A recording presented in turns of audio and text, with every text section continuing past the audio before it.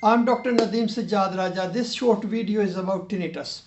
Tinnitus is the perception of sound in the absence of sound from the external environment. Patients describe it in many ways, including ringing, whistling, buzzing, hissing, or humming.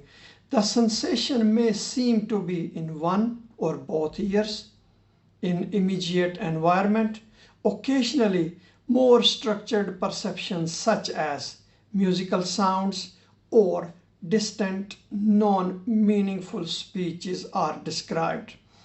This patient should be referred immediately because tinnitus is associated with high risk of suicide. Refer to crisis mental health management team for assessment.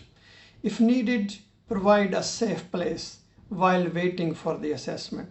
This patient, if the tinnitus develops in the last 24 hours or within the three days, should be seen immediately within the first 24 hours of referral.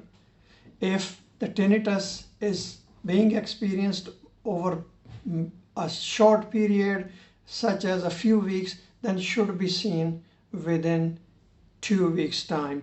Thank you very much for watching this video.